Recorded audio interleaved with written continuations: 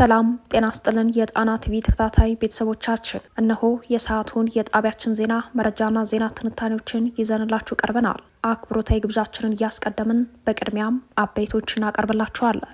በጎጃም የአገዛዙ ወታደራዊ አመራሮችን ጨምሮ በርካታ የአገዛዙ ጦር በውጊያ መደምሰሳቸው ተሰምተዋል። አንድ ሻለቃ 3 የሻለቃ ኃይል መሪዎችና በርከት ያሉ የአገዛዙ ጦር አባላት የተገደሉባቸው አውደ ውጊያዎች በከባድ መሳሪያ የታጀቡ ነበር። በወሎ ቤት አማራ ምዕራባዊ ቀጠና በአድማ ብተና የኮሎኔል ማዕረግ ባለው ወታደራዊ መሪ በመራው አውደ ውጊያ የፋኖ ኃይሎች ድል ቀንቷቸዋል። ከላላ ዙሪያ የተመዘገበውን ይህንን ድል ጨምሮ ዝርዝር የግንባር መረጃዎችን ይዘናል።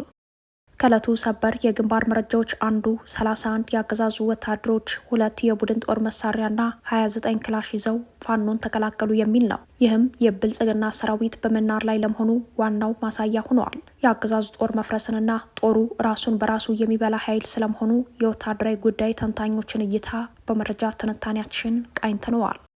ጠቅላይ ሚኒስተሩ በደቡብ አፍሪካ ያልጠበቁት ውርደት ገጥሟቸዋል። የቡድን 20 የመሪዎች ጉባኤ ላይ እየተሳተፉ የሚገኙት አብይ ከኢትዮጵያውያን ዘንድ ተቃውሞ ገጥሟቸዋል። በሌላ በኩል በአርሲ የንጹሐን የጅምላ ግድያ ዛሬም እንደቀጠለ ነው። አብራችሁን ስትቆዩ ዝርዝር መረጃውን ትሰሙታላችሁ። የአሜሪካው ፕሬዝዳንት ዶናልድ ትራምፕና ተመራጩ የኒውዮርክ ከተማ ከንቲባ ዞህራን ማምዳኒ በዋይት ሀውስ ተገናኝተዋል። ሁለቱ ፖለቲከኞች በነጩ ቤተ መንግስት ሲገናኙ ያልተጠበቀው ሆኗል። ይህም ሌላኛው መረጃችን ነው። እነዚህንና ሌሎች የግንባር ሀገራዊና ዓለም አቀፍ መረጃዎችን ይዘናል። ወደ ዝርዝር መረጃዎቹ እናመራለን።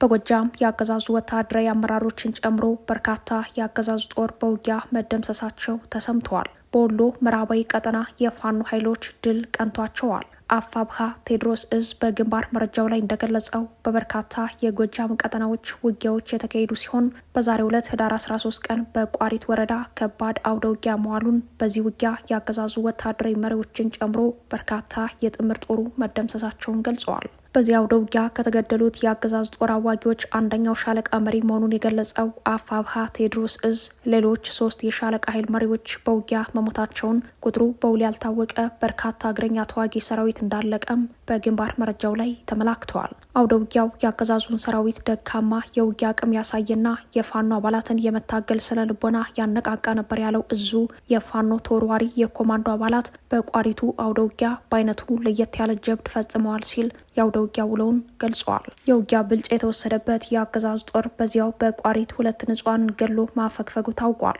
በተጨማሪም የሴቶችን የጣት ቀለበትና የመዋቢያ ቁሳቁሶች እንዲሁም ሌሎች የቤት ውስጥ መገልገያ ቁሳቁሶችን ዘርፎ መሸሸቱን አፋብሃ ቴዎድሮስ እዝ ገልጿል። በተመሳሳይ የአውደ ውጊያ መረጃ በዛሬው ዕለት ህዳር 13 ቀን 2018 በይልማና ዴንሳ ወረዳ በፋኖ ኃይሎችና በአገዛዙ ጦር መካከል ብርቱ ውጊያ መካሄዱ ታውቋል። መነሻውን ጎንጅ አዴትና ጭስ አባይ መዳረሻውን ይልማና ዴንሳ ወረዳ አንጋርና ሰቀላ ቀበሌ በማድረግ በ3 አቅጣጫ በሌሊት እንቅስቃሴ ያደረገው የአገዛዙ ጦር በፋኖ ኃይሎች በተከፈተበት ማጥቃት ክፉኛ መመታቱን የገለጸው አፋብሃ ቴዎድሮስ እዝ ድሉ ወታደራዊ የመረጃ አቅማችን በውጊያ ያሳየንበት ነበር ብሏል። 3 ወታደራዊ ተሽከርካሪዎች በወደሙበት በዚያ አውደ ውጊያ የአገዛዙ ጦር በመልሶ ማጥቃት ሙከራው በዙ 23 ከባድ መሳሪያ የታገዘ ጥቃት ለማድረስ ቢሞክርም የመልክዓ ምድር እውቅና ብልጫ ተወስዶበት በቆረጣና መደበኛ ውጊያ ዳግም መመታቱን እዙ ገልጿል። በ2 የጭነት አይሱዚ ተሽከርካሪዎች ሞትና ቆስለኛውን ይዞ ተመልሷል ያለው አፋብሃ ቴዎድሮስ እዝ አግታ ከተማ ላይ አቶ ንግሩ ምትኩና ወጣት ተሸራሽቤ የተባሉ ንጹሐን ግለሰቦች በግፍ መረሸኑን ገልጸዋል። በተመሳሳይ የጦር ወንጀል መረጃ የአድማ ብተና አባላት ባህር ዳር ዙሪያ ወረዳ የግንድ ሎሚ ቀበሌ ላይ አቶ ታዘብ ወንዲፍራ የተባሉ አርሶ አደርን መኖሪያ ቤት ማቃጠሉ፣ ይህም የግል ጦር መሳሪያ ያለዎት በሚል የተፈጸመ የጦር ወንጀል እንደሆነ ታውቋል። በሌላኛው የግንባር መረጃችንም የፋኖ ኃይሎች በወሎ ቤት አማራ ምዕራባዊ ቀጠና ድል ቀንቷቸዋል። አፋብሃ ምኒልክ ዕዝ ንጉስ ሚካኤል አሊ ኮር ሳጅን አደማሊ አባናዶ ክፍለ ጦር የፋኖ ኃይሎች በመሩት ውጊያ በዛሬው ዕለት ህዳር 13 ቀን በምዕራብ ወሎ ግንባር ከላላ ወረዳ ውስጥ በአገዛዙ ጦር ላይ ጉዳት ማድረሳቸው ተሰምተዋል። ከከላላ ከተማ በመነሳት ወደ ደገርና ሊጮ ታዳጊ ከተማዎች አቅጣጫ ሲጓዝ በነበረው የአገዛዙ ጦር ላይ ማጥቃት የሰነዘሩት የፋኖ ኃይሎች በውስን ኪሳራ ከፍተኛ የሆነ ያሉትን ሰብአዊና ቁሳዊ ኪሳራ ማድረሳቸውን እዙ አስታውቋል። በኦፕሬሽኑ አንድ ቲም የሚሆኑ የአገዛዙ ጦር አባላት ባለሞ ተኳሾች እንደተመቱ ፋኖን አጸዳለሁ ብሎ ከከላላ ከተማ ተነስቶ ወደ ደገርና ሊጮ ሲገሰግስ የነበረው አገዛዝም ወደ ከላላ ከተማ መመለሱን እዙ በግንባር መረጃው ላይ አመላክተዋል። ውጊያው በአገዛዙ በኩል በዋናነት ኮሎኔል መብሪያ አስማማው በተባለ የአድማ ብተና አመራር እንደተመራ ሆኖም ከባድ ሰብአዊ ጉዳት አስተናግዶ ወደ ኋላ ማፈግፈጉን እዙ አክሎ ገልጸዋል። በምዕራብ ወሎ ቀጠናዎች በተለይም ከላላ ወረዳ ዙሪያ ያሉ ታዳጊ ከተሞች በአመዛኙ በፋኖ ኃይሎች ነጻ ቀጠናዎች ሆነው እንደቀጠሉ ነው። ጠቅላይ ሚኒስተሩ በደቡብ አፍሪካ ተቃውሞ ገጥሟቸዋል። በአርሲም የንጹሃን የጅምላ ግድያ እንደቀጠለ ነው። ጠቅላይ ሚኒስተር አብይ በደቡብ አፍሪካ ተቃውሞ የገጠማቸው ከኢትዮጵያውያን ነው። አብይ በደቡብ አፍሪካ ጆሃንስበርግ የቡድን 20 የመሪዎች ጉባኤ ላይ እየተሳተፉ በሚገኙበት በዛሬው ዕለት በዚያው ከተማ የሚገኙ ኢትዮጵያውያን ተቃውሟቸውን አሰምተዋል።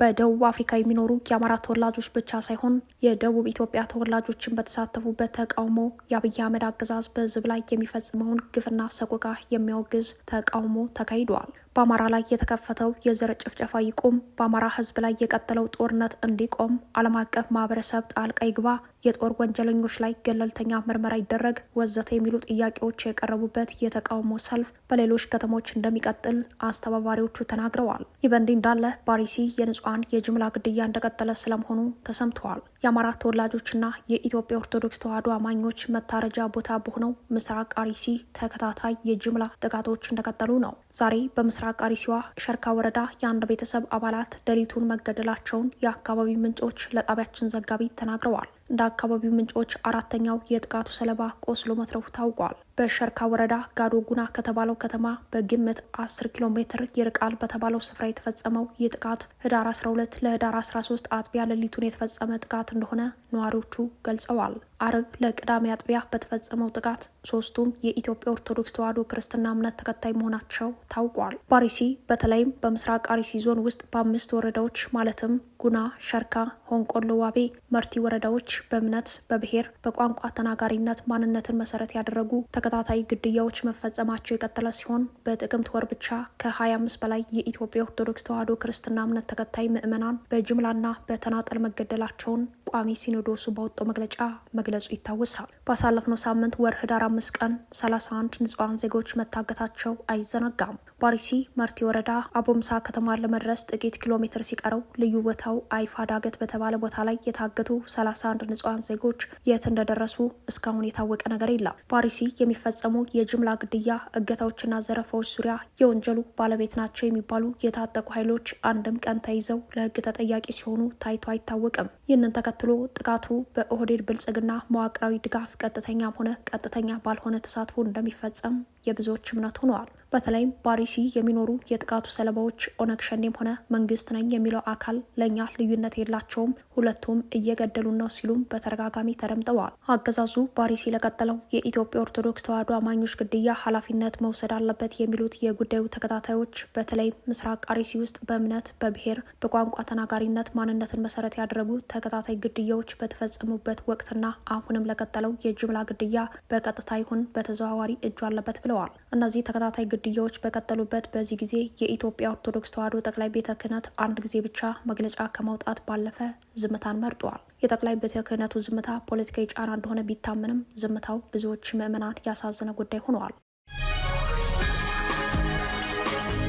አድማጭ ተመልካቾቻችን ምርጫችሁን ጣና ቲቪን ስለምታደርጉ እናመሰግናለን። የብልጽግና ሰራዊት በመናር ላይ ይገኛል። ከጦር ወንጀለኝነቱ ባሻገርም ራሱን በራሱ የሚበላ ኃይል ሆኗል። ይህንን ያሉት የወታደራዊ ጉዳይ አስተያየት ሰጪዎች ናቸው። ከዕለቱ ሰበር የግንባር መረጃዎች አንዱ 31 ያገዛዙ ወታደሮች 2 የቡድን መሳሪያና 29 ክላሽ ይዘው ፋኖን ተቀላቀሉ የሚል ነው። ይህ የሆነው በወሎ ቤት አማራ የውጊያ ቀጠናዎች ነው። የፋኖ ኃይሎችን ከነቡድን መሳሪያቸው የተቀላቀሉ የአገዛዙ ወታደሮች ማረፊያቸውን በአፋብሃ ምኒልክ ዕዝ ምስራቅ አማራ ኮር 2 ዞብላምባ ክፍለ ጦር አድርገዋል። ይህን መሰል ሰበር የግንባር መረጃዎች ዕለታዊ ዜና ሆነዋል። የብልጽግናው አገዛዝ የገዥነት ጀንበሩ እየጠለቀችበት ስለመሆኑ እንዲህ አይነት መረጃዎች ተጨማሪ ማሳያዎች ናቸው። በአገዛዙ ጦር የሰራዊት ኩብለላና የውጊያ ቁመና ዙሪያ የወታደራዊ ጉዳዮች ተንታኞችን አናግረናል። ዜና ጥንቅሩ እንደሚከተለው ይቀርባል።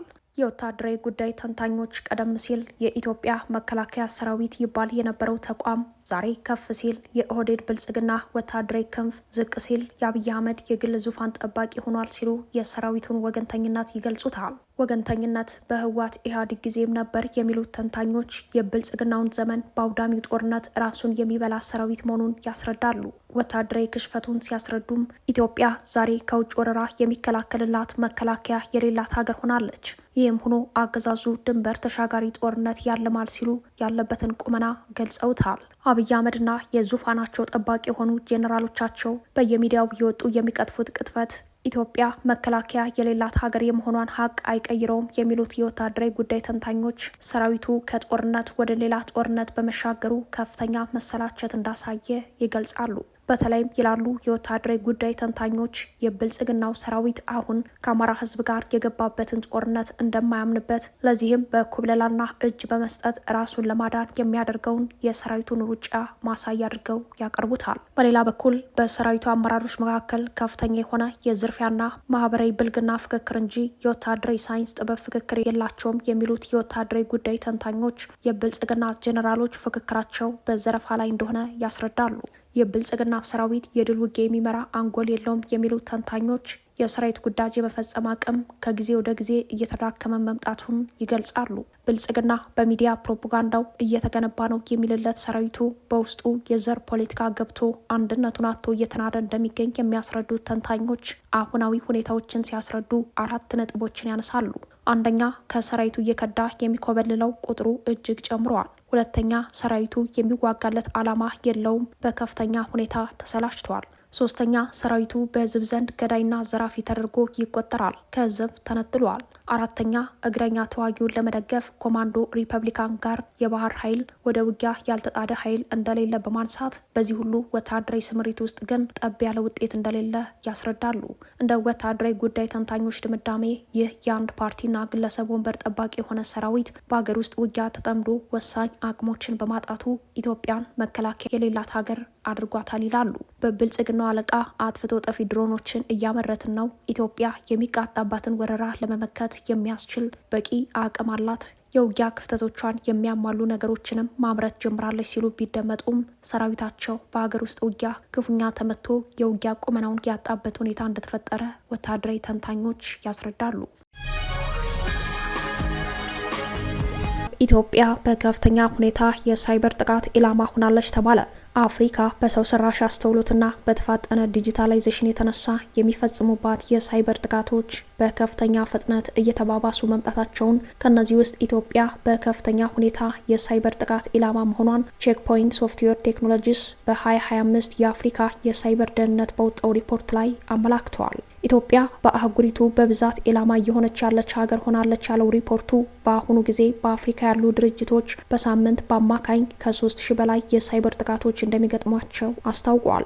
ከሀገራት መካከል ናይጄሪያ በብዛት ጥቃት ያስተናገደች ሲሆን ኢትዮጵያ ደግሞ በሳምንት ከ11000 በላይ የሚሆኑ ጥቃቶች ኢላማ በመሆን በከፍተኛ ሁኔታ የሳይበር ጥቃት ኢላማ ከሆኑ የአፍሪካ ሀገራት መካከል አንዷ መሆኗን የደቡብ አፍሪካው አይ አፍሪካ ዘግቧል። የናይጄሪያ ድርጅቶች በየሳምንቱ ከ4200 በላይ ጥቃቶች ሲገጥሟቸው የደቡብ አፍሪካ ድርጅቶች ደግሞ ወደ 2200 የሚጠጉ ጥቃቶችን ያስተናግዳሉ።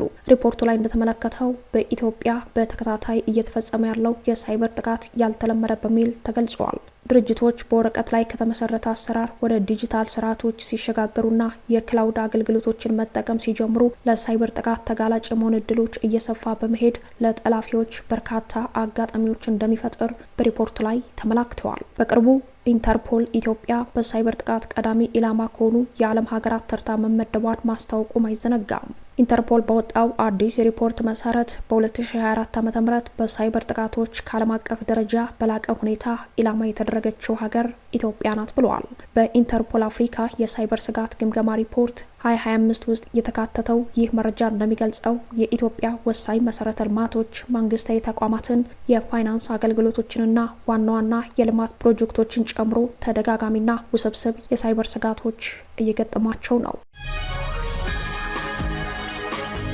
በመጨረሻም በነጩ ቤተ መንግስት ያልተጠበቀው ሆኗል። የአሜሪካው ፕሬዝዳንት ዶናልድ ትራምፕና ተመራጩ የኒውዮርክ ከተማ ከንቲባ ዞህራን ማምዳኒ በዋይት ሀውስ ተገናኝተዋል። ሁለቱ ፖለቲከኞች በነጩ ቤተ መንግስት ሲገናኙ በዚያው ቤተ መንግስት ትራምፕ ከዩክሬን ፕሬዝዳንት ዘለንስኪ ጋር የነበራቸው አይነት ንትርክ ውስጥ ይገባሉ የሚለው የብዙዎች ግምት ነበር። ሆኖም በነጩ ቤተ መንግስት ያልተጠበቀው ሆኗል። ትናንት አርብ ፕሬዚዳንቱና የኒውዮርክ ከተማ ከንቲባው ሲገናኙ ከተጠበቀው በተቃራኒ ነጩን ቤተ መንግስት የሙገሳ ድግስ አድርገውታል። ዲሞክራቲክ ሶሻሊስት እንደሆነ የሚናገረው ማምዳኒ ምርጫውን ካሸነፉ በኋላ ባደረጉት ንግግር ትራምፕ ጨቋኝ ገዢ ሲሉ መጥራታቸው ይታወሳል። ፕሬዚዳንት ትራምፕ በበኩላቸው ኮሚኒስት ሲሉ አዲሱን ተመራጭ ከንቲባ መፈረጃቸው አይዘነጋም። የፕሬዝዳንቱን ፍረጃ ተከትሎ አርብ ዕለት ከመገናኘታቸው አስቀድሞ የነጩ ቤተ መንግስት ቃል አቀባይ የማምዳኒን ጉብኝት የገለጸችው ወደ ዋይት ሀውስ የሚመጣው ኮሚኒስት በሚል ነበር።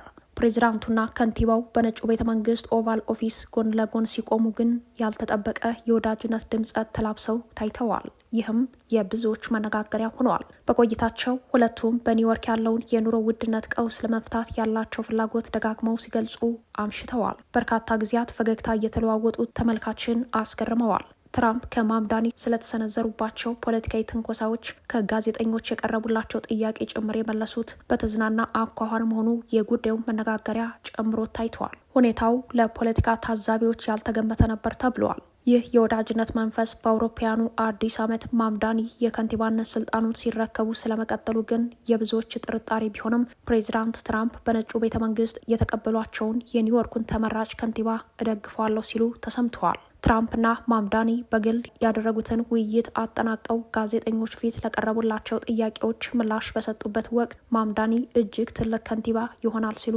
ተናግረዋል። ከህንዳውያን ቤተሰቦቻቸው በዩጋንዳ ተወልደው በአሜሪካ ያደጉት ማምዳኒ የእስልምና እምነት ተከታይ የሆኑ የመጀመሪያው የትልቅ ከተማ ከንቲባ ሆነው መመረጣቸው የአሜሪካ ፖለቲካ በሀሳብ ጥራት የመመራቱ ልዕልና ማሳያ አድርገው የወሰዱት ብዙዎች ናቸው። በኑሮ ውድነቷ የማትቀመሰውን ኒውዮርክ ከተማን የመምራት እድል የገጠማቸው ማምዳኒ የፖለቲካ ስኬታቸው የሚመሰረተው የኑሮ ውድነት ቀውሱን በመፍታት እንደሆነ የፖለቲካ ታዛቢዎች አስተያየት ነው። ክቡራትና ክቡራን ቤተሰቦቻችን ለሰዓቱ የተሰናዱት መረጃዎቻችን የተከታተሏችኋችሁን ይመስሉ ነበር። አብራችሁን ስለቆያችሁ ልባዊ ምስጋናችን ድረሳችሁ እያልን የጣና ቲቪ ወቅታዊ ዜናዎች፣ ትንታኔዎችና ልዩ ልዩ ፕሮግራሞች እንዲደርሷችሁ ቻናላችን ሰብስክራይብ በማድረግ ቤተሰብ ይሁኑ።